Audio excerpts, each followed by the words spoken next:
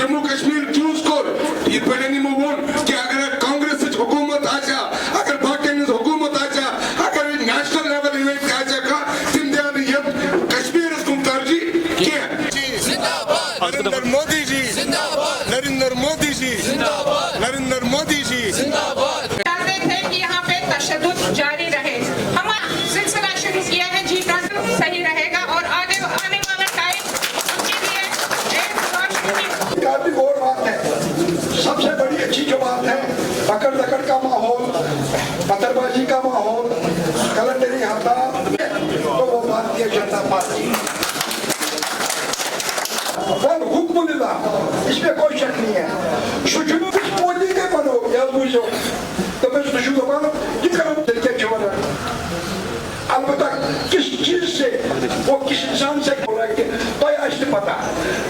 a good listener is much more person she bozen wo jo asan to je sonan ko is khota ala ko kan kare sabni kha jo system padan tariqe khara khabosh tourism अगर बराबर 60% कशीर करना तो हिंदुस्तान मुल्क आज G20 summit बहुत शुक्रगुजार prime minister Narendra Modi Soban कि तम बूज वुच कुन किन अगर कांग्रेस गवर्नमेंट पता तिहुन प्राइम मिनिस्टर और पत सोचो इन नेशनल लेवल इंटरनेशनल थो दूर पत सोचो नेशनल लेवल मीटिंग करो मज सह सोचा 50,000 दप क्या खबर अत मा हालत खराब क्या बे नजर वुचान मगर नरेंद्र मोदी सोबन थो सोरे ताकचस पे और एम कोर ये बोड़ बार हिस्टोरिकल फैसला एवं बह कर मज ये खसन किराए यीत टूरिस्ट और मे वो तम फायदे कि तम नुकसान स्विट्जरलैंड पूरे दुनिया मज माना जनत जाय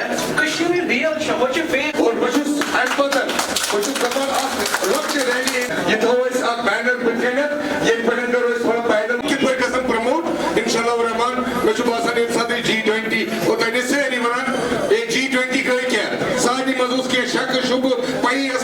की G20 गसान कित पटु मैं बासान ऐसी कॉन्फ्रेंस ब्लो यत मज तोरमुत फिक्री कि G20 इन कूत फायदे जम्मू कश्मीर यन जवान कूत फायदे ये इंफ्रास्ट्रक्चर मज कूत मजबूती मिले और ये इन्वेस्टमेंट यसान बाकी कंट्रीजों पे ये टॉप 20 मुल्क वर्ल्ड में सारे ज्यादा GDP ये इन्वेस्टमेंट कर तम सन यूथ ते आबाद सन घर तन आबाद और टूरिस्ट तो पानस पे में घोड़े मोन कि ये एडवाइजरी लगे मुल्कन कि जम्मू कश्मीर तरजो न क्या और सो एडवाइजरी ती इंशाल्लाह रहमान ये लगे खत्म और मुबारकबाद प्राइम मिनिस्टर नरेंद्र मोदी जी ये जम्मू कश्मीर चुनो ये जम्मू कश्मीर चूज कर ये पहले मोन कि अगर कांग्रेस हुकूमत आचा अगर बाकी हुकूमत आचा अगर नेशनल लेवल इवेंट आचा का तिम दियान ये कश्मीर को तरजीह किया। प्रधानमंत्री जी को धन्यवाद करना चाहता हूं जिन्होंने जम्मू कश्मीर को चुना यहाँ पे G20 समिट के लिए, जिन्होंने जम्मू कश्मीर को होस्ट बनाया, विशेष तौर कश्मीर को। आपको पता ही है कश्मीर के हालात और कश्मीर की जो बातें हैं, गलत प्रोपेगेंडा कई वर्षों से यहाँ चला आ रहा है, उस चीज़ को बस्ट करने के लिए बहुत बड़ा एक मैसेज आएगा पूरे वर्ल्ड में। और जब वर्ल्ड से लीडर्स आएंगे वो यहाँ पे ग्राउंड रियलिटीज देखेंगे और यहाँ के वातावरण देखेंगे और म्यूचुअल बेनिफिट के लिए क्या हो सकता है उसके लेके बात करेंगे। मैं समझता हूँ उसमें आने वाले समय में यहाँ जॉब अपॉर्चुनिटीज क्रिएट होंगी, यहाँ टूरिज्म का इंफ्रास्ट्रक्चर बहुत बड़ा बढ़ जाएगा, यहाँ मेडिकल के अवसर और बढ़ जाएंगे और जो हमारा कल्चर है, जो हमारे हेरिटेज है या जो हमारे हैंडीक्राफ्ट के जो सामान है या GI टैग जो मिला अभी हमारे देश से जो GI टैग मिला है प्रोडक्ट्स को, उनको बहुत ज़्यादा फरोग मिलेगा। मैं यहाँ के स्थानीय लोगों को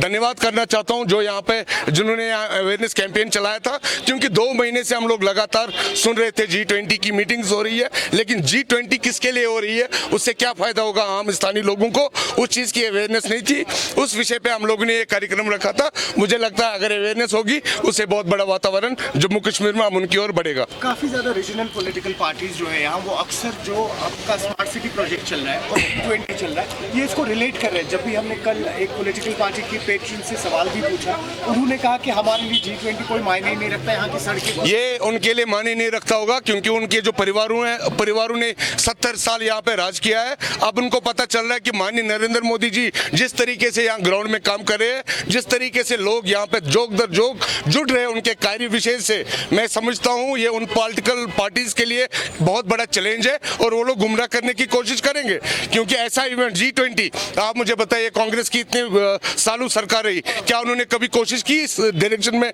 जाने के लिए? जहां हमारे प्रधानमंत्री या जहां हमारी पार्टी ये कोशिश करती है, मैं ये समझता हूँ ये बहुत बड़ी पहल है और इसका फायदा आने वाले टाइम में जम्मू कश्मीर के लोगों को मिलेगा। और जिस तरीके से स्मार्ट सिटी का काम हो रहा है, जिस तरीके से यहाँ इंफ्रास्ट्रक्चर प्रोजेक्ट बढ़ रहे हैं, मैं माननीय एलजी को मुबारकबाद देना चाहता हूँ, उनको बधाई देना चाहता हूँ और उनको यही बोलना चाहता हूँ कि आप बढ़िए, आप लोगों के हित में काम करते जाइए। हम लोग ग्राउंड पे बैठे होते हैं और लोग किस तरीके से माननीय प्रधानमंत्री जी के